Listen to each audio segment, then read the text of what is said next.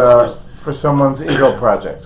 I think it probably was for someone's Eagle project. I honestly couldn't tell you now. I just remember going out and working on the hill and thinking, this is really different, but I'm enjoying what I'm doing, and it was for somebody else, part of helping the environment, helping people get some enjoyment and safety from being on the trail. Can you describe a moment when you knew that service was going to be a major part of your life? Yeah, the time that really stands out to me was that time in Brazil. I was asked to accompany a shipment of medicine from Brasilia down into the southern part of the country on the bus. And the reason that was necessary because at the time, if it wasn't accompanied, it was stolen. In Sao Paulo, I watched the medicine be transferred from one bus to the other and got on the bus. But when they dropped me off out in the country, the medicine wasn't there. And I didn't know what to do. I was frustrated. I thought I had done what I was supposed to do. But miraculously, the next morning, the next bus, it came. Somehow it had gotten misplaced or mismarked. It never happens, but it did. And as a result, I was able to take that out into the jungle area where we call the tribe was, individuals living in straw huts and grass roofs and so forth. And with the gentleman that was involved with the education project, offered the medicine to them, and they were ecstatic because it was very, very necessary for them. I didn't think much really about it. It was a box of stuff. I had health care. I just walked into the doctor's office, never thought much about it. But the appreciation of those individuals was such they wanted to give me something. And so the individual that I was with said to me, okay, we're going over to their house. They're going to give you something as a reward, Don't know what it's going to be, but I can tell you it will be the best thing that they own. And I'm thinking, I don't need another trinket, whatever. This little snooty little New England boy kind of attitude. But I went, sat on a log, and sat out in front of the straw grass hut and waited for the gentleman to come out. He came out with a 5-pound rusty coffee can full of oranges. And I looked at the guy next to me and I said, this is the best that they have? He said, yeah, they don't have anything else. They went and got these oranges and they're giving you the oranges. And there was something profound about the fact that an orange, which I would take for granted, it was in my stocking at Christmas every year. We made jokes about my mother putting the orange in our Christmas stocking.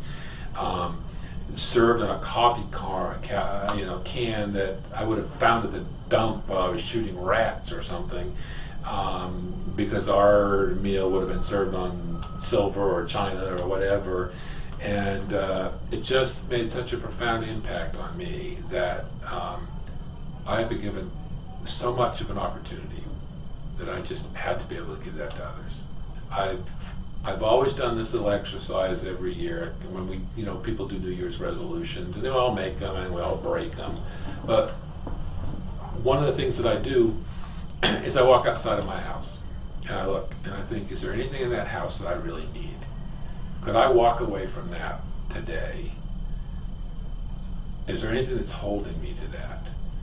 And if there is, I get rid of it, because it shouldn't have a power over me to control me. All those things that I have are nice to have, they're helpful to have, but they're not who I am. They're not the essence of who I am. The essence of who I am is what I can do and give to other people. And so I just don't want to be restricted by that. And so that's my New Year's resolution. Am I living true to who I have chosen to be and what I have chosen to do? And fortunately, to this point in life, I've been able to do that. And I hope that I will for the rest of my time on this earth. Do you have a particular spiritual practice that you personally practice? So I would say prayer. I am a professing Christian, and so I do pray to God.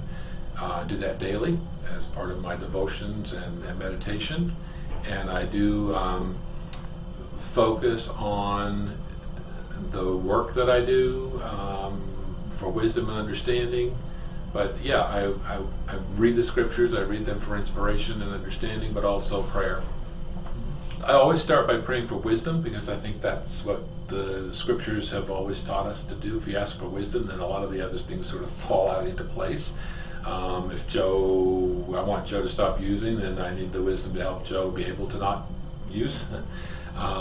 But I always do that. And then, yes, I do pray for individuals, for healing for individuals, for people that are going through different situations. I prayed for a wife that would be a companion. I pray for my kids. I pray for their health. I pray for their direction in life, for their success and happiness. Do you have a beginner's spiritual practice that you can recommend? Well, I always like to tell people, go find someone that's worse off than yourself, and you'll have a whole new perspective on life. I don't know if that's a really spiritual practice. I would say it is. But I think it is. I'm reminded of a friend of mine whose son went to India, and he came home and asked what he learned. And he said, I have a whole new definition of poor. I think that for individuals who have been injured, I think the first thing is to come to understand that we may also have injured others. And so I would say,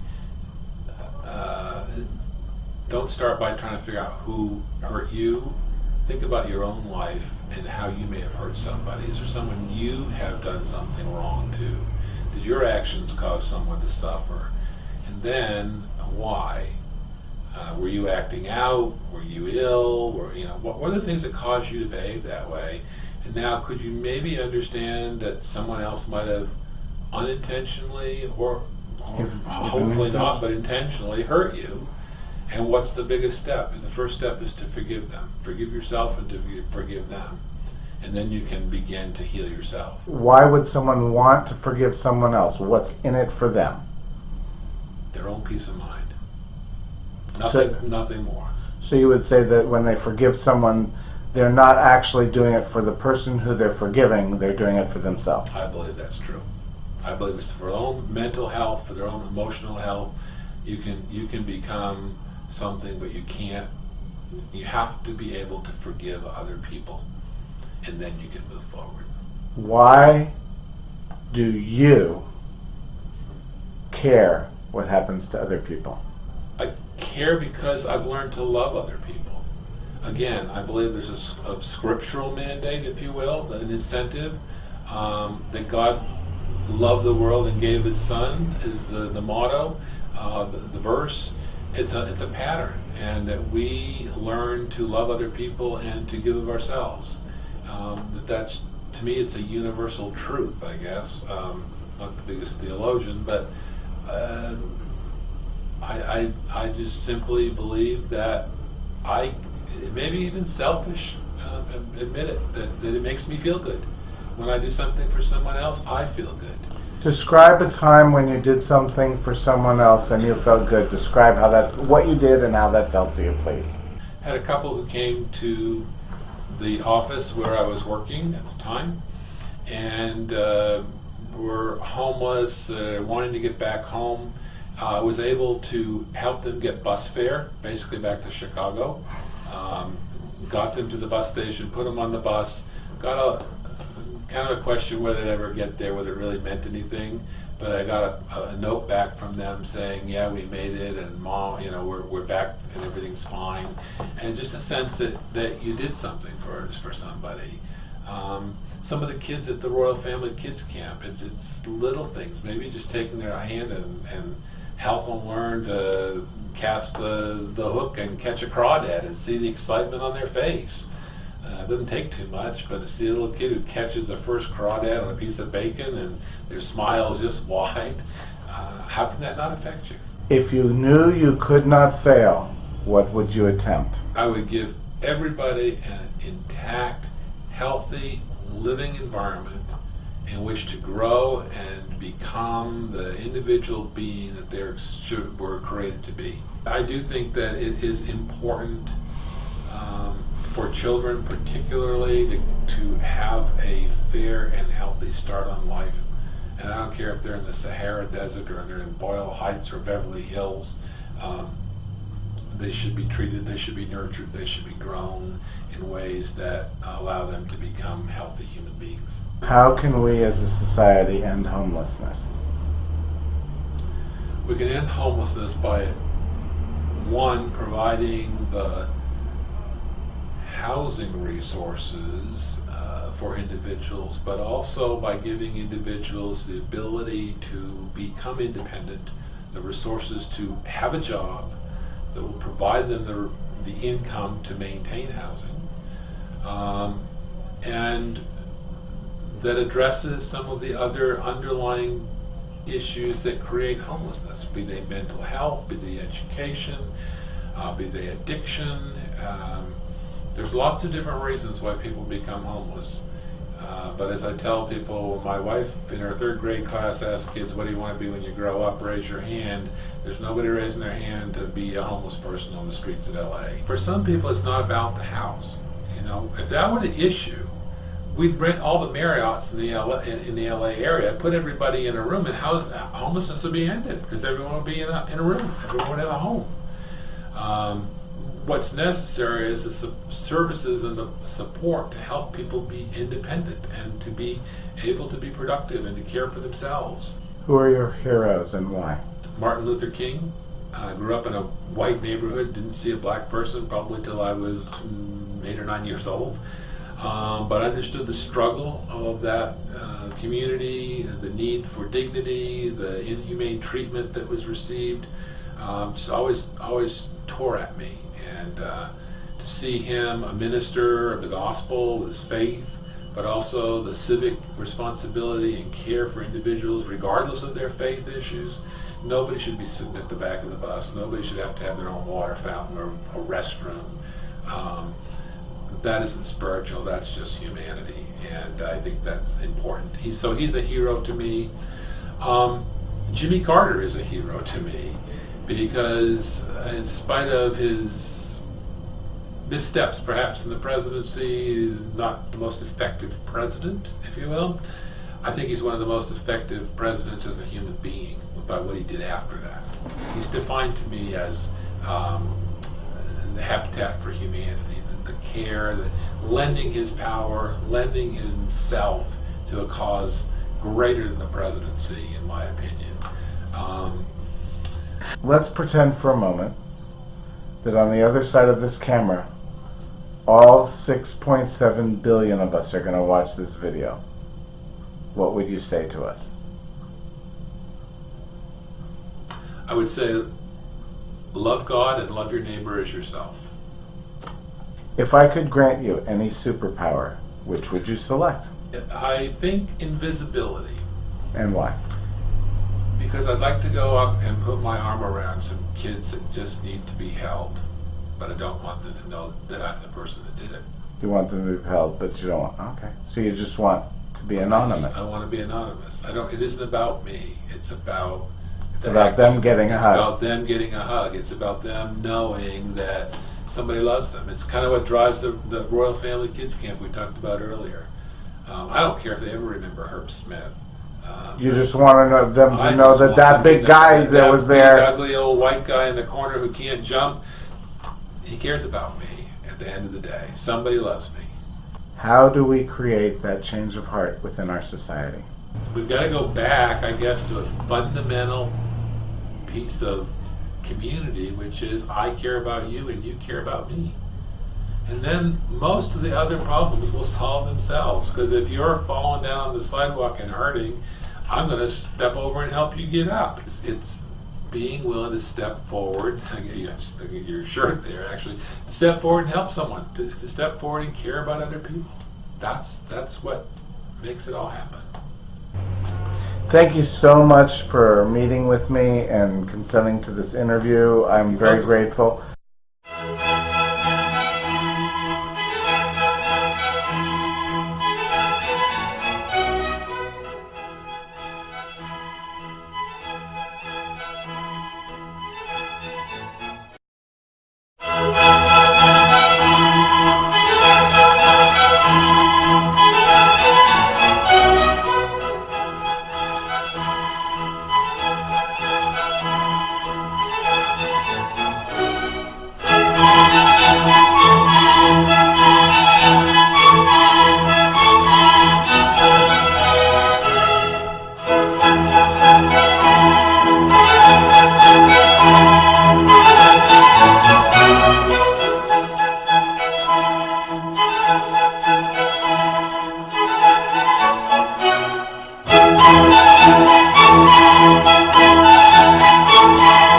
Thank you so much for meeting with me today.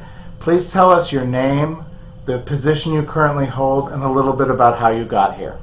Sure, my name is Herb Smith. I'm the president of the Los Angeles Mission. I've been the president now 5 years, the 1st of November. For 5 years prior to that, I was actually the chairperson of the board and involved with the mission in that respect. And then back in the 90s, for a couple of years, I was actually the CFO of the mission. And so I've had almost a decade and a half of experience with the mission at different levels. As I jokingly say, they don't know what to do with me, so they keep retreading me in different roles. But I've really had the experience of being at the ground level all the way to the 30,000 foot level, and have really appreciated it. My background is in higher education. Most of my career was spent in private education as a CFO, chief business officer, or a professor of accounting. And At what school? At Vanguard University. It used to be called Southern California College in Costa Mesa, California. And prior to that, I worked for an organization called Wycliffe Bible Translators, and also called Summer Institute of Linguistics, that did literacy and translation work around the world. I worked in the administrative offices in Huntington Beach, California, in Brasilia, Brazil, and really enjoyed that very much. The mission of what they were doing, teaching people to read and write, writing down languages and giving them the ability to learn and to tell their stories and their history, oral history, to be put into writing. I just was excited by that. And so those are some of the things that I've done that led me to this particular role. Where were you educated? I went to the University of Rhode Island for my undergraduate degree in organizational management and labor relations, thinking I was going to go on into business. And then with a summer in Brazil, decided I wanted to go into accounting. And so I went back and got a master's degree in accounting, and then public accounting career for a year or so, and then on into private business, so to speak. Please tell us about the Royal Family Kids Camp. Royal Family Kids Camp is a wonderful organization that was founded by some friends of ours from a church that we attended years ago, Wayne and Diane Tesh, and he had a passion to help children in the foster care system, those who didn't have the ability or the experience of being loved and cared for, having the knowledge that someone else really did care about them, even though their circumstances might be difficult at the time. He created this Royal Family Kids Camp, which is designed to create positive memories for children. And we would take kids from the foster care system, bring together a group of volunteers, an organization to help fund it, and put the kids and volunteers together. Basically 2 kids, 1 volunteer, and a support person to back them up for a week of whatever the camp wanted to do.